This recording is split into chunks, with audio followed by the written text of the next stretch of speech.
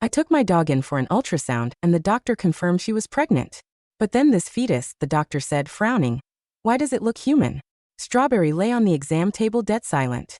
Her black and white fur was sleek, oily and expensive looking. Unlike other mutts that lose their minds at the vet, Strawberry was different. She was pinned down, but she didn't struggle. It was like she knew we were trying to fix whatever was wrong with her inside. We didn't even strap her down. 2 nurses, cute girls in scrubs, hold her limbs on either side. Strawberry just lay there, eyes wide. She's an Alaskan Malamute, peach face variety, a year and a half old, a big girl, weighing in at nearly 90 pounds, almost as heavy as I am. When she stands on her hind legs, she's practically eye to eye with me. Being a single woman living in the city, walking Strawberry at night is better than carrying pepper spray. Nobody messes with a beast that size. 2 days prior, he had bolted out the door. I searched everywhere, frantic, thinking some scumbag dog thief had snatched her for a meat market. Then just as I was losing hope, Strawberry came back. But here's the weird part. After being lost on the streets for 2 days, she was spotless, too clean. Her fur wasn't matted. There wasn't a speck of mud on her. She was fluffy, soft and smelled like she'd been groomed. Initially, I didn't clock anything wrong. She acted healthy, ate normally. But a month later, her belly started swelling like a balloon. She got lethargic, spent all day sprawled on the floor and stopped eating. I thought she was sick, so I dragged her to the nearest vet clinic. The doctor probed her stomach and frowned. She might be knocked up. I let out a breath. Okay, not cancer. Good. Then the rage hit me.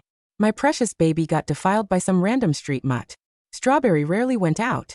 Her only friend was a male golden retriever owned by a neighbor, but we kept them on tight leashes. I strictly cock-blocked them. I swear on my life, Strawberry and that golden were just friends. The only explanation was those missing 2 days. She must have been running wild, getting banged by some stray mongrel or worse, gangbanged. Thinking about my poor daughter getting taken advantage of in some alleyway made me want to cry. Doc, is she really pregnant? I asked, stroking her depressed-looking head. Let's do an ultrasound, the doctor said. The nurses lifted her onto the table. I whispered, it's okay, Mama's here. Don't move. While the doctor prepped the gel, I found myself bargaining with God. Please let it be another Malamute, or at least a husky. Hell, I'll take an ugly mix over a disease. Confirmed she's pregnant, the doctor said.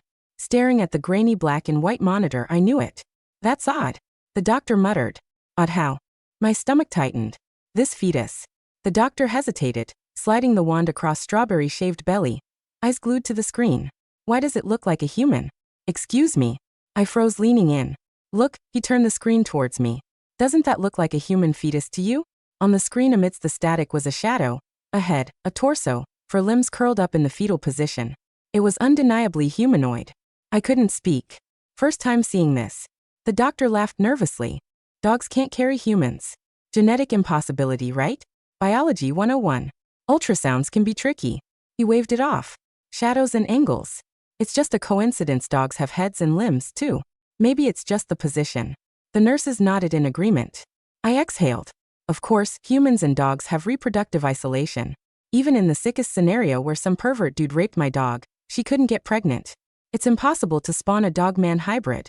What was I worried about? I should be worried about her birthing a litter of ugly poodle mixes, whatever. I'd give them away. Strawberry was still my girl. I took Strawberry home and treated her like a queen. Her belly kept growing. Occasionally she'd heave and vomit. Morning sickness. I called the vet. Is this normal? Yeah, mammals get morning sickness. Totally normal. I comforted her, rubbing her head. It's tough work, baby. To keep her spirits up, I started driving her to a larger park, further away from my cramped apartment complex, fresh air, open space. One afternoon at the park, a guy walked up to me, tall, clean-cut, good-looking but with cold eyes. That's my dog, he said. His voice was sharp, commanding. Give her back. He had single eyelids, pale skin, wearing a Nike jacket and carrying a backpack. His sneakers were limited editions, easily a grand. This kid wasn't poor. He looked young, maybe 25 tops, probably a student at the university nearby. Buddy, this is my dog. I gripped the leash tighter. He paused, looking suspicious. Yours? Yes. You've got the wrong dog. He stared at Strawberry, analyzing her body like she was a lab specimen. I don't make mistakes. I know her body. That's my dog. Listen here, asshole, I snapped. This is Strawberry. I've raised her for a year and a half. He went silent, then bent down to touch her. Strawberry flinched violently, hiding behind my legs, baring her teeth. A low guttural growl vibrated in her throat while she looked at him with pure terror. She hated him. Then it clicked. The 2 missing days, the clean fur. Wait, I said, she went missing a while back. For 2 days. Did you find her? After some back and forth, he admitted it. I found her wandering, he said, feigning regret. Thought she was a stray. I took her home, fed her, then she ran away again. Misunderstanding cleared, maybe, but he kept staring at her belly with a creepy, obsessive hunger. My dog came back pregnant, I blurted out, testing him. Do you have a dog? What breed? I wanted to know who the hell the father was. The guy's face twitched. He looked genuinely panicked. She's pregnant? Yes. He looked like he'd seen a ghost, but quickly masked it. I don't have a dog. She probably got knocked up by a stray when she ran out. He wouldn't give me his name and left in a hurry. I thought he was just an awkward, rich college kid who tried to be a good Samaritan. I had no idea how wrong I was. 3 months passed. A dog pregnancy usually lasts about 2 months, 63 days. Strawberry was overdue. Massive. I dragged her back to the vet. The doctor was baffled. He fired up the ultrasound again. What? Perfectly weird, the doctor mumbled. I looked at the screen. There it was again, a curled-up infant. It looked exactly like a tiny human baby. Doc, seriously, I said, my voice shaking. That looks like a person. The doctor shifted the probe to her lower abdomen. The angle changed. Head looked a bit pointier now. Less human, more snouty. Dogs have a bicornuate uterus, he explained, tapping the screen. From this angle, maybe not a human. A human head shouldn't look like that. And why only one, I asked. Don't dogs have litters? Why is she only carrying one? Singletons happen, he shrugged. Rare, but it happens. Look, if you're worried, we can do a C-section and abort it, but it's risky and expensive. Couple $1,000? Thousands. I shook my head. I was living paycheck to paycheck. I could barely afford myself and premium dog food. Just wait for labor, the doctor advised. If the puppy is deformed, we deal with it then. So we waited. Another month passed. 4 months total. That's double a normal dog pregnancy. Summer hit. My mom came to visit me for a month. While I slaved away at my 9 to 5, she watched Strawberry. I installed a webcam in the living room pointing directly at the dog bed. Strawberry was huge, lethargic, a beached whale on the floor. Late June, I checked the cam feed from my office. Strawberry was thrashing in her bed, letting out blood-curdling screams. Panicked, called Mom, go home now. Mom dropped her groceries and sprinted back. Before we could figure out how to transport a 100-pound pregnant dog to the hospital, Strawberry let out one final agonizing shriek. Something red and wet slid out of her. She gave birth. I yelled at my screen standing up in my cubicle. Finally, after months of anxiety. What is that? My mom's scream tore through the phone speaker. It wasn't a happy scream. It was pure terror. I grabbed my keys without clocking out. My boss shouted something about unauthorized leave, but I didn't care. The image on my phone screen was frozen, pixelated, but I'd seen enough.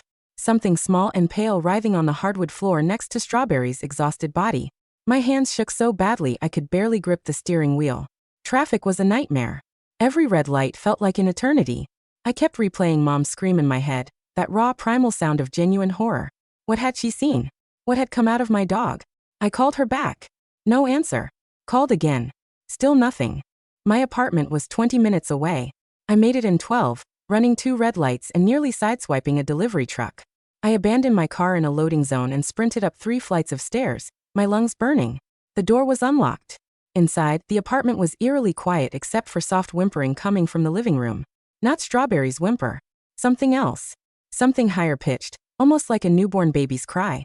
Mom stood pressed against the far wall, her face chalk white, one hand covering her mouth. Strawberry lay in her bed, panting heavily, her tongue lolling out. Blood and fluids soaked the blankets around her. And there, nestled against her belly, was something that made my brain short-circuit. It was a puppy. Sort of. The body was covered in fine, downy fur, black and white like Strawberry's coat. It had 4 legs, a tail. But the head. The face. My stomach lurched. The proportions were wrong. The muzzle was too short, almost flat. The eyes, still closed, were positioned more forward than any dog should be. The skull was rounded, dome-like. Human-like. Oh my God, I whispered. The thing mewled, blindly nuzzling against Strawberry's warm body. Searching for milk. Strawberry, exhausted but alert, began licking it clean with mechanical precision. Her maternal instincts had kicked in despite the wrongness of what she'd birthed. Mom finally found her voice. What is that thing? We need to call someone. Animal control. The police. A priest. No, I said sharply, surprising myself. No one can know about this. Are you insane? Mom's voice cracked. That's not natural. It's not right. What if it's dangerous? What if it grows up and what? I cut her off. It's a newborn. It can't even open its eyes yet. I approached slowly, carefully. Strawberry watched me with those intelligent eyes of hers, alert but calm. She trusted me. I knelt down beside the bed, my heart hammering against my ribs.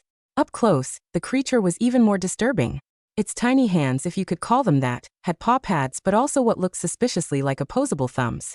The ears were pointed, wolf-like, but positioned higher on the skull. It's a hybrid, I breathed.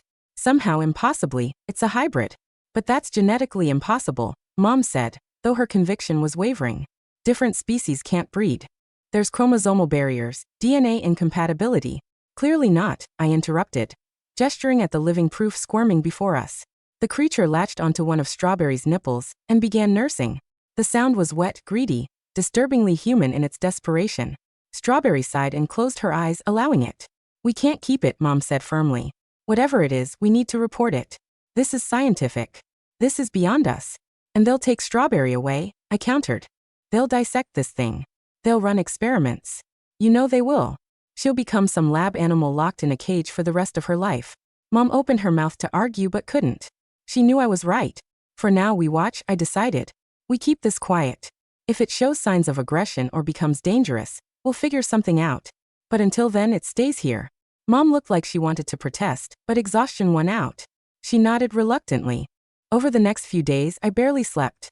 I called in sick to work, claiming a family emergency, which wasn't technically a lie. The creature, which I couldn't bring myself to name, grew at an alarming rate. By day 3, its eyes opened. They were amber like strawberries, but the shape was different. More rounded. More expressive. It cried frequently, loud wailing sobs that sounded disturbingly infantile. Strawberry tended to it constantly, cleaning it, warming it, feeding it. She was a good mother, despite everything. On day 5, it tried to stand. Its legs wobbled, too long and gangly for its body. It collapsed immediately, letting out a frustrated whine. But it kept trying.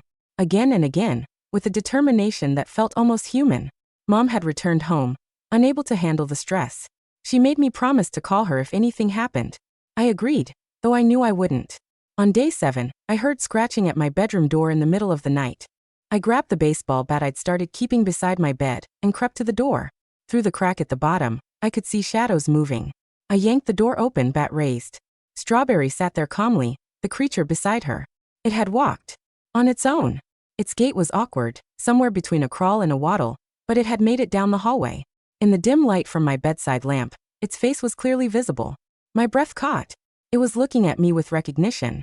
With intelligence. Those amber eyes tracked my movements, curious but unafraid. Hi, baby, I whispered, lowering the bat. You came to see me? It tilted its head, studying me. Then impossibly it smiled. Not a dog's open-mouthed pant. A real smile. Lips curving upward. Teeth barely visible. I stumbled backward, my legs hitting the bed. This wasn't just a weird hybrid. This was something else entirely. 2 weeks after the birth he came back. The guy from the park. I was taking out the trash when I spotted him leaning against a black sedan parked across the street. Same cold eyes. Same calculating expression. He'd been waiting for me. My stomach dropped. I thought about running back inside, locking the door, but he was already crossing the street with long, purposeful strides. We need to talk, he said. His voice was different now. Urgent. Almost pleading. Stay away from me and my dog, I snapped, backing toward my building's entrance. Please. He held up both hands in surrender. I know you're scared. I know what you saw. What she gave birth to. I froze. How could you possibly? Because I know what I am, he interrupted. And I know what that thing is. My blood ran cold. What you are. He glanced around nervously, checking if anyone was watching. Not here. Somewhere private. I'll explain everything. You deserve answers. Against every survival instinct screaming at me to run, I nodded. My apartment was out of the question. We ended up at a 24-hour diner 3 blocks away, sitting in a corner booth far from other patrons. He ordered coffee. I ordered nothing. My hands were shaking too badly to hold a cup anyway. My name is Chen, he began, wrapping his hands around the steaming mug. I'm a graduate student at the Institute of Genetic Research. What I'm about to tell you sounds insane, but I need you to listen. I'm listening, I said flatly. 3 years ago, our lab was working on cross-species genetic therapy. The goal was to cure hereditary diseases by introducing compatible DNA from other mammals. Standard stuff, well within ethical boundaries. He paused, taking a long sip. But one of the lead researchers went rogue. Dr. Marcus Webb. He became obsessed with breaking the species barrier entirely. My mouth went dry. You're saying? Webb developed a serum, Daniel continued. A genetic modifier that temporarily rewrites DNA, making cross-species fertilization possible. He tested it on himself first. Oh God. He became something else. Part human, part various animals. The transformations were agonizing, unstable. He died 6 months into the experiment. But before he did, he passed the research to a select few of us. Myself included. Daniel's voice dropped to barely a whisper. I was young, arrogant. I thought I could perfect what Webb started. Control it. You experimented on yourself, I stated, horror dawning. He nodded. I developed a stable version. Single animal integration. I can shift. Partially. It's not a full transformation, but enough. Enough to what? His jaw clenched. Enough to bond with a compatible mate from that species. The diner suddenly felt too small, too airless. Strawberry. I never meant for it to happen, he said quickly. When I found her wandering, I brought her to my apartment. I was in the middle of a cycle. The transformation affects my mind, my instincts. I lose control. By the time I regained full consciousness, it was done. You raped my dog, I hissed, loud enough that a waitress glanced over. Biologically, the barriers were removed, he said, his expression tortured. But yes, I'm responsible. And now there's a child. That's not a child, I shot back. It's a monster. Because of what you did. His eyes flashed with something dangerous. It's a she. And she's not a monster. She's my daughter. The word hung between us like a physical presence. I need to be part of her life, Daniel said. I need to teach her what she is. How to control it. When she's older, she'll start to change too. Without guidance, she could hurt someone. Hurt you. This is insane, I muttered, pressing my palms against my temples. This is actually insane. You're telling me I'm raising some kind of shapeshifter baby? Hybrid, he corrected. She'll have abilities. Enhanced strength senses. Accelerated healing. But also vulnerabilities. There are others like me. Like us now. Organizations that would kill for a successful second-generation subject. I felt sick. What do you want from me? Let me help, he pleaded. I have resources. Money, medical contacts who understand this. I can keep her safe. Keep both of you safe. And if I say no? He hesitated. Then you'll be on your own when government agencies come asking questions. When she starts exhibiting abilities that can't be explained. When someone notices she's growing at triple the normal rate. He wasn't threatening me. He was stating facts. I hate you, I said clearly. For what you did to Strawberry. For putting us in this situation. I know, he replied. But I'm asking you to put that aside for her sake. I thought about the creature at home. The way she'd smiled at me. The intelligence in those amber eyes. She hadn't asked to be born into this nightmare. Fine, I said finally. But you follow my rules. You don't take her anywhere without my permission. And if you ever hurt Strawberry again, I swear to God. I won't, he promised. I'll spend the rest of my life making this right. Her name was Luna. I named her that night after Daniel left, watching her sleep peacefully beside Strawberry. Despite everything, she deserved a name. An identity beyond creature or hybrid. Daniel visited twice a week, always bringing supplies. Special formula enriched with nutrients her unique biology required. Medical equipment. Books on accelerated development and genetic anomalies. He set up a secure room in my apartment, reinforced walls and soundproofing, for when Luna's abilities manifested. She grew impossibly fast. By 6 weeks, she looked like a 3-month-old puppy, but with increasingly human features. She could walk on all fours or stand upright, though she preferred crawling. Her vocalizations were a bizarre mix of barks, whimpers, and what sounded like attempted words. Strawberry never left her side. Whatever had happened, whatever trauma she'd endured, she'd accepted Luna completely. Sometimes I'd catch her licking Luna's face, and Luna would giggle, an eerily human sound coming from that small, furred body. At 3 months, Luna spoke her first word. Mama. I'd been preparing her dinner, special kibble mixed with protein supplements Daniel had provided. Luna sat at my feet, watching me with those intelligent amber eyes. Then clear as day she said it. Mama. The bowl slipped from my hands, shattering on the tile floor. Luna flinched at the noise, ears flattening against her skull. What did you say? I whispered, kneeling down. She looked up at me, head tilted. Mama, she repeated, reaching out with one paw hand to touch my face. Tears burned my eyes. Oh baby. Yeah. I'm your mama. From that day forward, her language skills exploded. Within 2 weeks, she was forming simple sentences. Her voice was rough, awkward, like she was constantly learning how to use vocal cords not designed for human speech. But she was trying so hard. Daniel was amazed. Second-generation subjects shouldn't develop this rapidly, he said during one visit, examining Luna with scientific fascination. She's exceeding every projection. She's special, I said defensively, pulling Luna into my lap. She wrapped her arms around my neck, burying her face against my shoulder.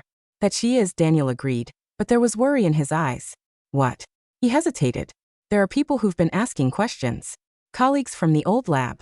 They know something happened. They're looking for Webb's research. If they find out about Luna, they won't, I said firmly. We're careful. But we weren't careful enough. It happened on a Tuesday evening. I was giving Luna a bath. Something she'd grown to tolerate if not enjoy. When Strawberry started barking frantically at the front door. Not her normal alert bark. This was pure aggression, deep and threatening. Luna's ears perked up. Danger, she said, her vocabulary now extensive enough to express complex ideas. Bad smell. I wrapped her in a towel and carried her to the bedroom, shutting the door. Stay here, I commanded. Don't come out no matter what you hear. Her eyes were wide with fear, but she nodded. I grabbed my phone and crept toward the living room. Through the peephole, I saw two figures in dark suits. Government types. Or worse. They knocked. Hard, authoritative pounds that rattled the doorframe. We know you're in there, a woman's voice called out. We just want to talk. About the anomaly. My heart stopped. I texted Daniel frantically. They're here. Help. 3 dots appeared immediately. Then, don't let them in. 20 minutes. 20 minutes might as well have been 20 hours. The knocking continued. Then stopped. Silence. Worse than the noise. I heard something at the window. Scratching. They were trying to get in. Strawberry launched herself at the glass, snarling viciously. I saw a shadow retreat. They were circling, looking for entry points. My apartment had 2 exits. The front door and the fire escape outside my bedroom window. Where Luna was hiding. I ran to the bedroom. Luna was pressed against the far wall, trembling.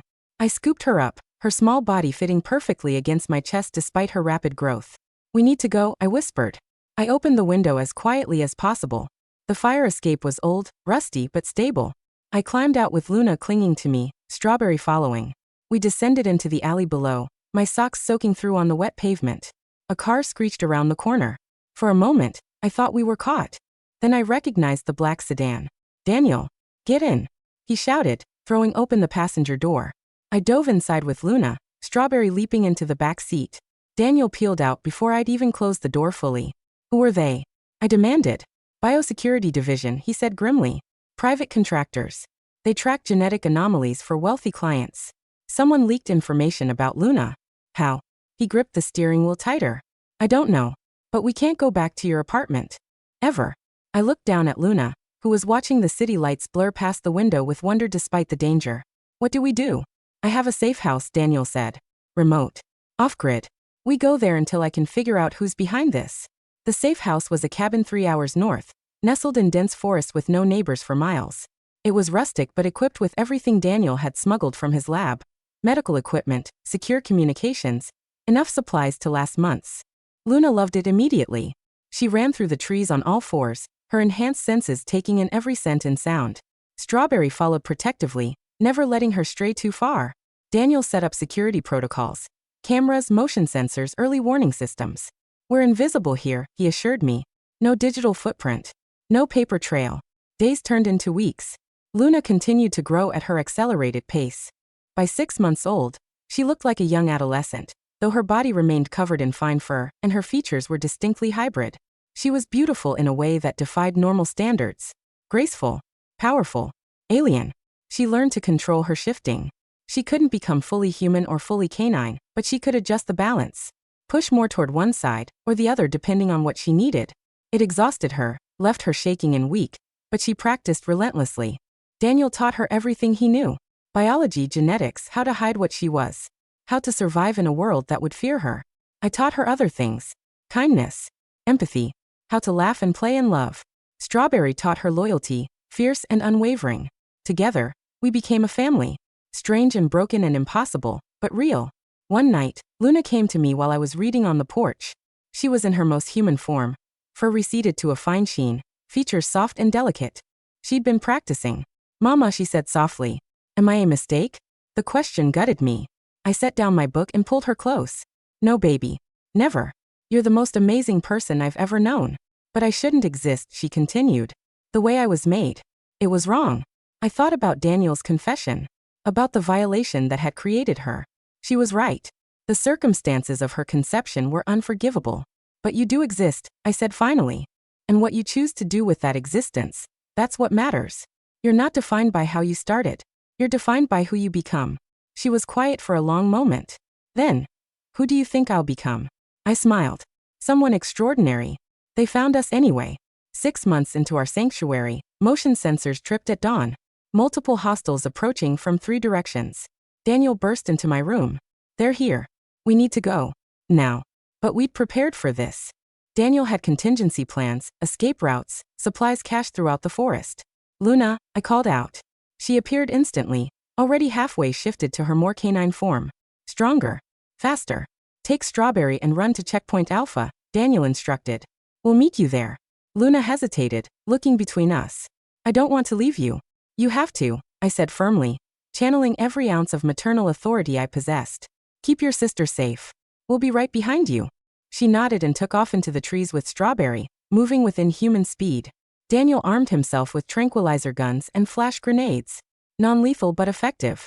We're not killing anyone, he said. We're just buying time. The first wave hit the cabin hard. Tear gas canisters crashed through windows. We retreated to the reinforced basement, sealing the door behind us. Daniel had installed an escape tunnel months ago. Paranoid preparation that now seemed like genius. We crawled through the narrow passage, emerging half a mile away in a dense thicket. Behind us, the cabin was swarming with armed figures in tactical gear. They won't find the tunnel entrance, Daniel assured me. Come on. We ran. My lungs burned, legs screaming in protest, but adrenaline pushed me forward. Daniel knew these woods intimately. Every trail, every hiding spot. We reached Checkpoint Alpha, a hollowed-out tree with emergency supplies. Luna and Strawberry were there, waiting anxiously. Are you okay? Luna rushed to me, checking for injuries with frantic hands. We're fine, I panted. But we can't stay here. There's another location, Daniel said, pulling out a map. Checkpoint Omega. If we can make it there, I have a vehicle stashed. We can get across the border. Border? Luna's eyes widened. We're leaving the country? Daniel nodded grimly. It's the only way. I have contacts in Canada. They can give us new identities, protection. We moved through the forest like ghosts, using every evasion technique Daniel had taught us. Luna's senses proved invaluable. She could smell our pursuers from hundreds of yards away, hear their radio communications, guide us around their search patterns. By nightfall, we reached Checkpoint Omega. The vehicle was there, a nondescript van with Canadian plates. Daniel had thought of everything, but so had our hunters. As we approached the van, floodlights erupted from the surrounding trees. We were surrounded. A woman stepped forward, impeccably dressed despite the wilderness setting. Dr. Elena Vasquez, she introduced herself. Biosecurity Division. I've been tracking Daniel's research for 3 years. Daniel positioned himself protectively in front of Luna and me. You have no authority here. Elena smiled coldly. I have all the authority I need. That creature represents a biological breakthrough worth billions. Did you really think I'd let her slip away? She's not a creature, I spat. She's a child. My child. Elena's eyes flicked to me with amusement. How noble. Unfortunately, maternal sentiment doesn't supersede scientific progress. Luna stepped forward then, chin raised defiantly. Her form rippled, shifting into something I'd never seen before. Larger. More powerful. Her voice, when she spoke, resonated with authority beyond her years. I am not anyone's property, she declared. I am Luna. And I choose my own path. Elena's composure cracked slightly. Fascinating. The psychological development is even more advanced than we predicted. She gestured to her team. Sedate them all. Carefully. We want the specimens intact. That's when everything happened at once. Strawberry launched herself at the nearest operative, 90 pounds of protective fury. Daniel threw a flash grenade, momentarily blinding the tactical team. Luna grabbed my hand and ran, her enhanced strength practically dragging me along. Gunshots. Shouting. The sharp hiss of tranquilizer darts. Luna, wait. Daniel's voice. I turned to see him on the ground.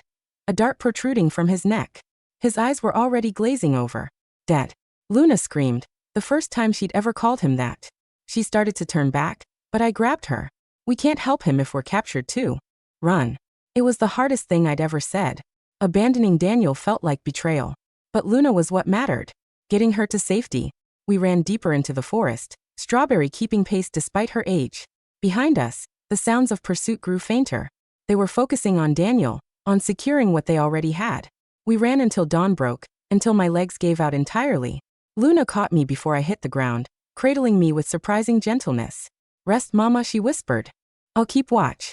I must have blacked out. When I came to, we were in a cave, a small fire crackling nearby. Strawberry was curled against my side, warming me. Luna sat at the cave entrance, silhouetted against the morning light. "Where are we?" I croaked. "Safe," she said. "For now." She turned to look at me, and I saw tears streaming down her face. "They took Dad." "I know, baby. I know. We have to save him." I pushed myself up, every muscle protesting. "Luna, we can't." "We have to," she insisted. "He gave up everything for me. I won't abandon him." Looking at her determined expression, I saw not a child but something far more complex. Someone who understood sacrifice. Who understood love. "Okay," I said finally. "We save him. But we do it smart. We need a plan." Luna smiled through her tears. "I already have one." Luna's plan was audacious, bordering on suicidal, but it was the only shot we had. We knew Elena's team would transport Daniel to their main facility. Luna could track the vehicle using scent and residual pheromones. Once we located the facility, we'd need to infiltrate it. The how was where things got complicated. "I'm going in," Luna stated flatly. "I can shift enough to pass their security protocols. Appear human enough."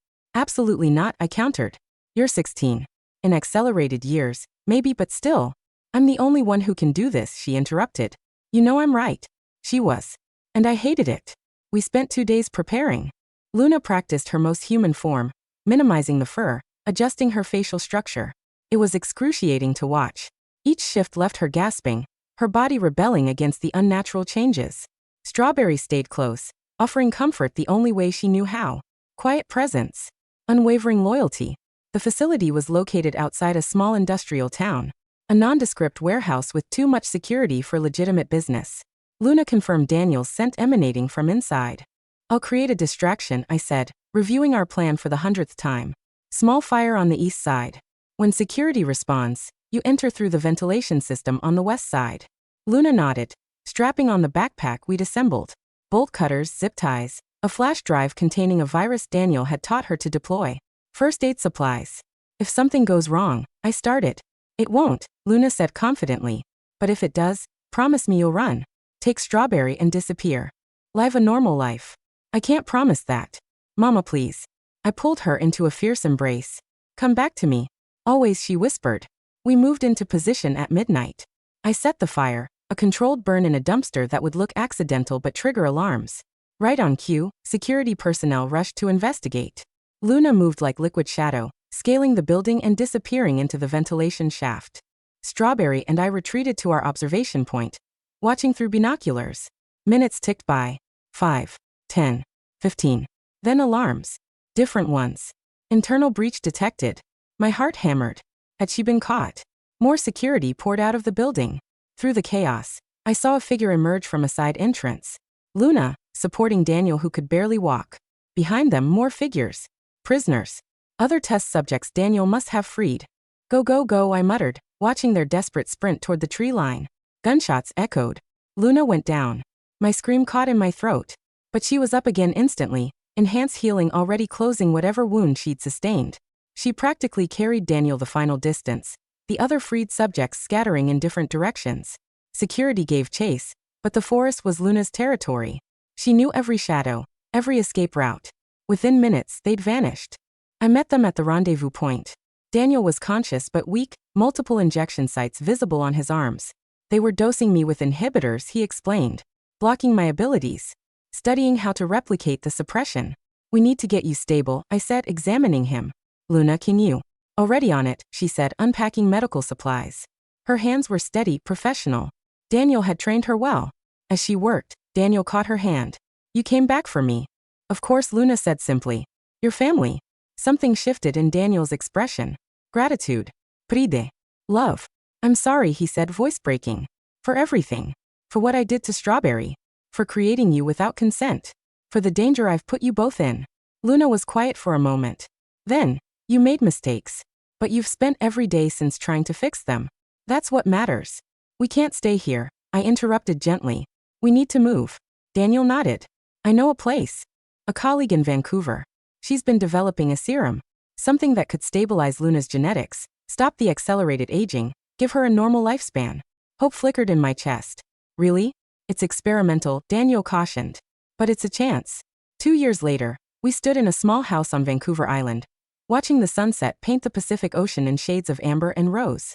Luna was beside me, physically 18 now but with the experiences of someone much older. The serum had worked. Her aging had stabilized. She could control her shifting completely, move between forms as easily as changing clothes. She'd chosen a primarily human appearance for daily life. Soft features, warm brown eyes, with just a hint of the wolf in her bearing. The wildness that could never quite be tamed. Strawberry, now elderly and gray-muzzled, slept peacefully on the porch. She'd lived a good long life. Longer than most Malamutes. Daniel theorized that exposure to Luna's unique biology had extended her lifespan.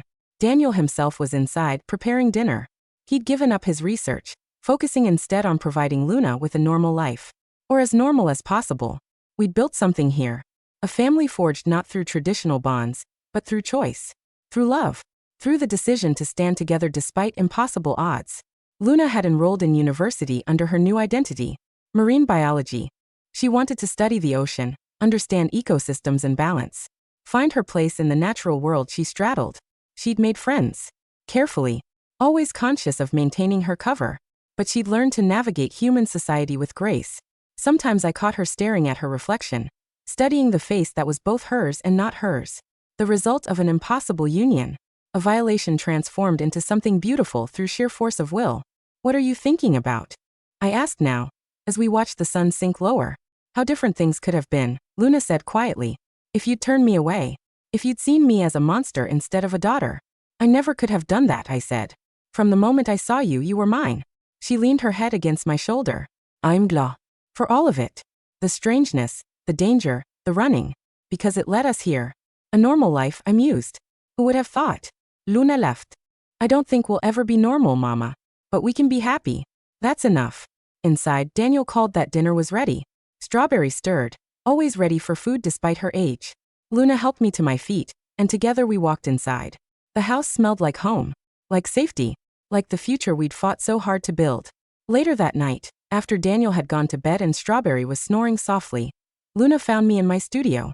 I'd taken up painting, filling canvases with abstract interpretations of our journey. She studied my latest work. A wolf running beneath stars, halfway between beast and human. Beautiful in its impossibility. Is that me? She asked. That's all of us, I replied. Caught between worlds. Making our own path. Luna picked up a brush, dipped it in silver paint, and added a single stroke to the canvas. A line connecting earth to sky, grounding the impossible in the real. Perfect, I whispered. She set down the brush and wrapped her arms around me. Thank you, she said. For never giving up on me. For loving me when I was unlovable. You were always lovable, I corrected. Always mine. From the very first moment. Outside, the ocean whispered against the shore. Inside, our strange little family rested. Safe. Together.